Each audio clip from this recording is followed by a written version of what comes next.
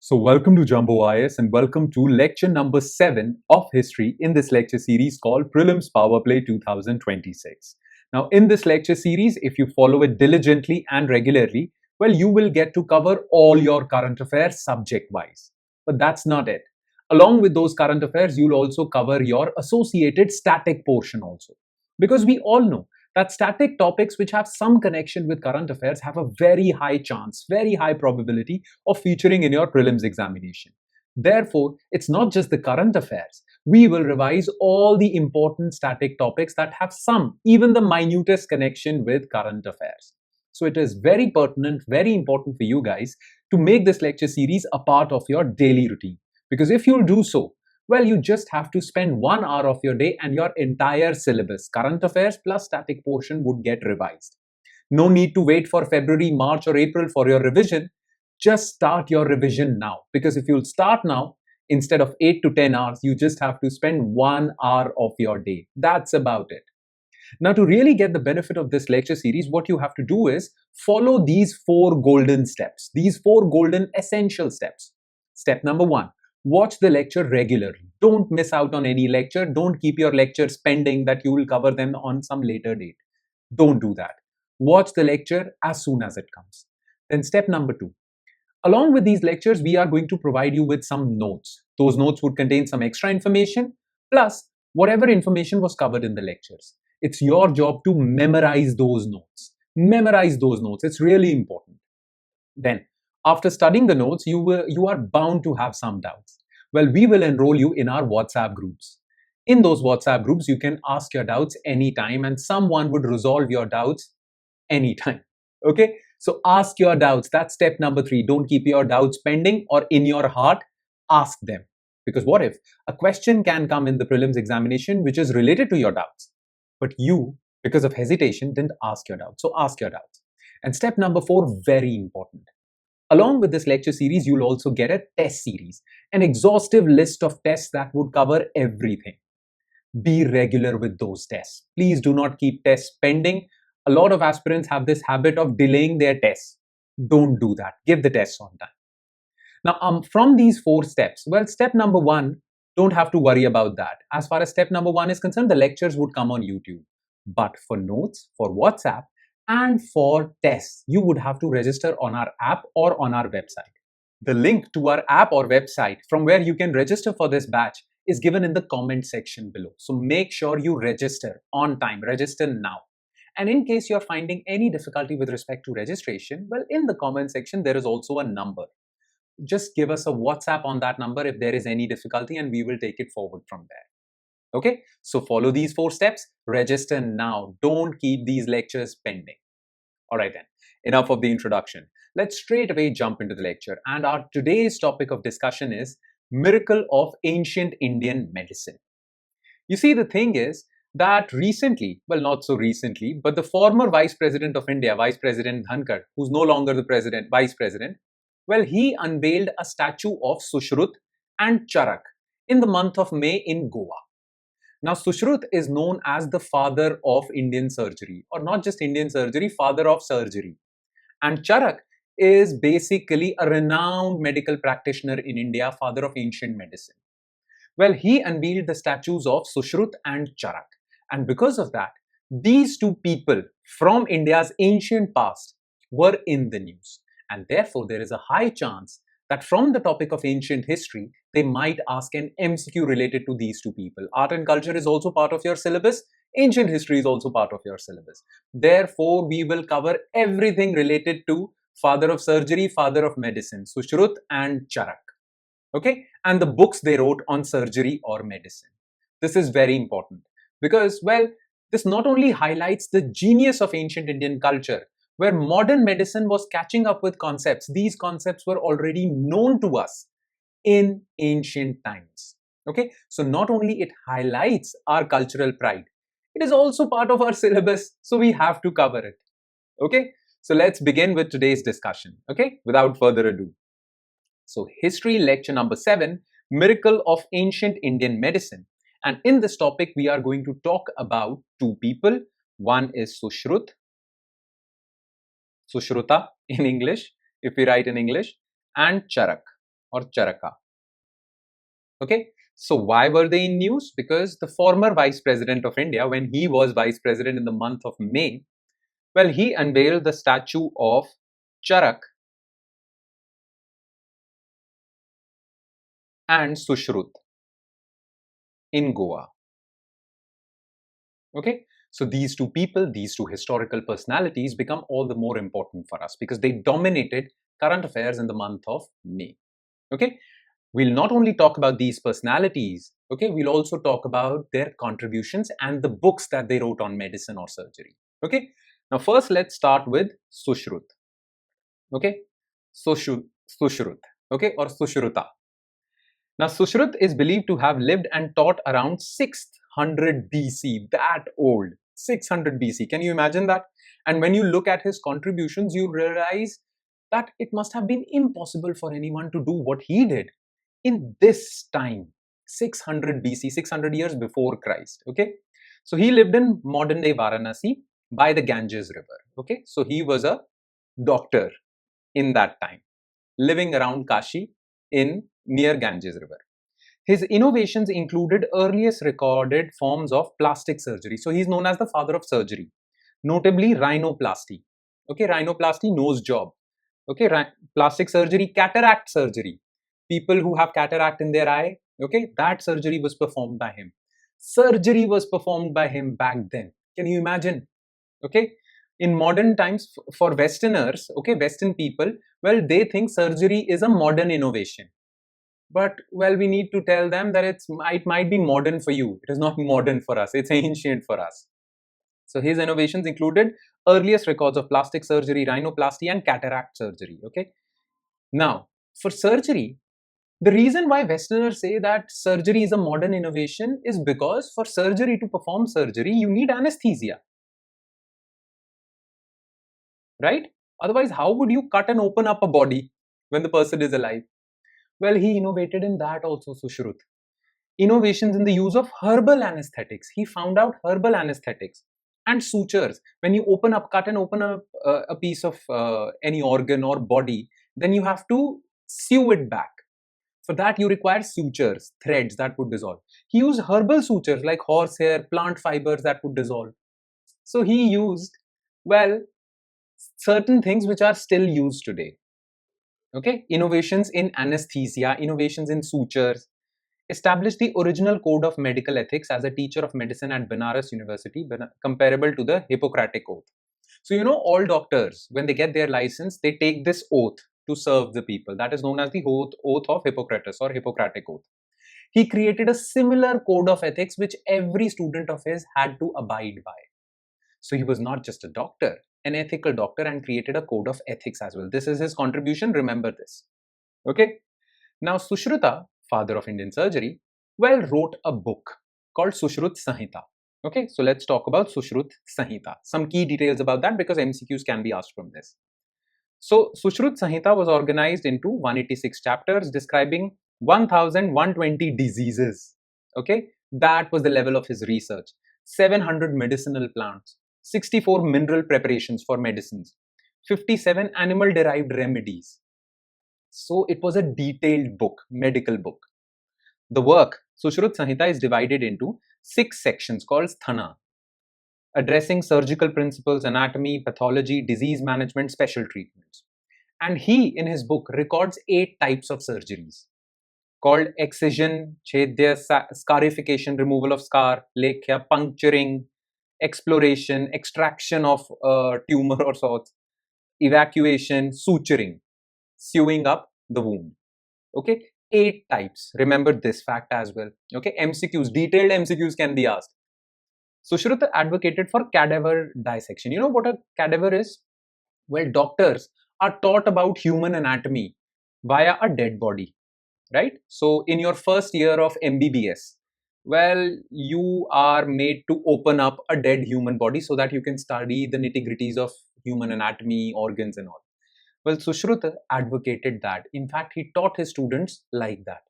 This was modern innovation, and Sushrut did that in 600 BC. Can you imagine? I'm again and again saying, can you imagine? But it is fascinating. Sushruta advocated for cadaver. Remember, cadaver means dead body for research, medical research, as an essential method for mastering human anatomy, which was revolutionary for its time. Because back then, well, we were way more religious than we are today. Okay? Back then, cutting open a dead human body was considered blasphemous in any religion. Even in Christianity, that's why during Dark Ages, doctors couldn't do that. It was only when modern medicine came into being this was allowed. But Sushruta advocated for this way back then. Okay, some special key facts. He's known as the father of plastic surgery, pioneered nose reconstruction using cheek flap skin. If you want to repair your nose, you need skin. You can take skin from your forehead, extra skin, cheeks, repair of cut earlobes, piercing of earlobes, repair of cut lips, and utilization of skin grafting techniques. Okay, taking skin from one area and applying it to some other area. Special Samhita. Well, this book, Sushrut Samhita, this one, is basically one of the three major medicine books of ancient India. Okay, one of the great trilogy of Ayurvedic medicine. Okay, Sushrut Samhita, Charak Samhita, and Ashtang Hridaya by Vagbhat. Okay, so it is one of those three. It is a very important book. And innovations and legacy. What did he innovate on? Sushrut developed forehead flap technique, which is used for rhinoplasty even today. What is forehead flap? Well, for nose reconstruction, you need skin. You take extra skin from your forehead. That is forehead flap. Sushrut developed forehead flap technique for nasal reconstruction, which remains influential in modern plastic surgery also. Many actors, actresses, well, they do plastic surgery, especially they reconstruct their nose. Many actors, actresses do that. And it is a very popular thing in Korea, South Korea. Well, that nose reconstruction, plastic surgery uses a technique called forehead flap. It was innovated by Sushrut. Okay. He emphasized on cleanliness, sterilization of equipment, asepsis in surgical practice, centuries before these ideas became common in medicine. So that was his level, 600 years before Jesus Christ, 600 BC. His systemized approach covered wound care, fracture management, ophthalmology, obstetrics, and the use of herbal medicines for, this is genius, use of herbal anesthesia and pain management. Okay, so this is all you need to know about Sushrut. Everything you need to know about Sushrut is given in your notes. Memorize that, please, because there is a high probability they will ask a question on Sushrut or Charak. Okay, so now let's move to Charak, okay, or Charaka. So Charak. So first let's talk about the personal life of Charak, okay, or what he was, in which time he was born, all that. So Charaka was an ancient Indian physician and scholar revered as father of Indian medicine for his foundational contributions to Ayurveda. As you all know, Ayurveda is ancient Indian system of medicine. So his contribution is huge in that, and that is why he's known as father of Indian medicine. Charak lived around 300 BC to 200 CE. Now that doesn't mean he was 500 years old. It means that historians have a hard time pinpointing to the exact date when he lived. So there are some historical evidences that point he lived in 300 BC, some point as late as 200 CE. We don't know. Okay, possibly as a wandering scholar. Maybe he was a touring doctor, or he was the royal doctor of Kanishka, the Kushan king, the great Kushan king. Okay, and he was, this is for sure, that he was the disciple of sage Atreya Punarvasu, who was also a doctor of sorts. He emphasized holistic medicine, not curative but preventive medicine as well. Okay, prevention over cure, balance of three doshas. If you have some knowledge about Ayurveda, well, Ayurvedic doctors always talk about these three things: Vata, Pitta, Kapha. Right? Have you ever consulted an Ayurvedic doctor? They'll always talk about Vata, Pitta, Kapha. These are the three elements in your body, and they should be in balance. Whenever they are in disbalance, well, diseases occur. This three dosha theory was given by Charak only. Okay, so there are these three doshas: Vata, Pitta, Kapha. Now three, which means three dosha theory. So if there is an MCQ, the three dosha theory was given by Sushrut? No, Charak. Okay. Charak described human anatomy with 360 bones. Now you might think that there are 206 bones. Okay, he said 360. He was fairly inaccurate. Well, he was not. He was inaccurate in a sense, but he was not that inaccurate. I'll tell you why he said there are 360 bones. because within the definition of bones, he counted teeth as well as cartilages also. So that number climbs up to 360. Okay, so he was not that off mark. So he was fairly accurate. Okay, don't think that he was way off mark. He said 360 bones. Modern science says 206. No. Okay, he counted teeth and cartilages as bones only. He gave early concepts of digestion, metabolism. He talked about metabolic health, that if your metabolism is fast, you'll remain thin. If it's slow, you'll be fat and you'll have obesity and all. He talked about all those things. He even talked about immunity. The name he gave to immunity was Ojas. In Ayurveda, it's called Ojas. And microorganisms, bacteria, viruses. He didn't use the term bacteria or virus, but he says diseases are caused by microorganisms. Krimi. He called them krimi. Okay.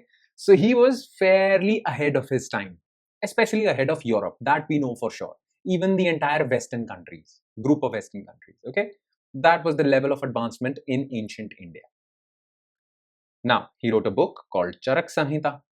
Now, it is said that, well, he learned from his guru. His guru was, well, Atreya Punarvasu. Atreya Punarvasu also wrote a book called Agnivesha Samhita. So it is said that he learned a lot from Agnivesha Samhita and he compiled Agnivesha Samhita properly, made his additions, some deletions, and then he composed Charak Samhita. Charak revised it into 120 chapters across 8 sections, okay? Ashtanga Sthana. Ashtanga means 8, Sthana means parts, with about 12,000 shloks detailing 2,000 medicines. Remember, Sushruta was about surgery, but Charak was about internal medicine. Okay, no surgery, internal medicine. Okay, that's why he said internally there are 3 doshas: Vata, Pitta, Kapha. He covered etiology, diagnosis, pathology, treatment through diet, herbs, lifestyle. He even talked about detox diet also, which is a modern thing now. Ethics, embryology, personalized care. He talked about personalized medicine, that every human body is different. Part of Ayurveda's Brahatatraya. So in Ayurveda, there are 3 major texts. Okay. Sushruta Samhita, Ashtanga Hridaya, and Charak Samhita. We have talked about this. His focus was on internal medicine rather than surgical emphasis. Okay. Now, innovation and legacy. Okay. So he talked about holistic medicine, introduced ideas like personalized treatment, lifestyle changes so that you live long. Which these are the topics that are talked about today on various YouTube channels, or books are written on these. Okay. Recognition of congenital conditions, genetic diseases. He talked about those also. That some diseases you're just born with. Influencing modern holistic and preventive medicine. He was way ahead of West. That we should give it to him. Okay. His work described blood circulation, diabetes, tuberculosis, organ function centuries ahead of Western parallels. Okay. And well, many of his practices are utilized by modern medicine even today.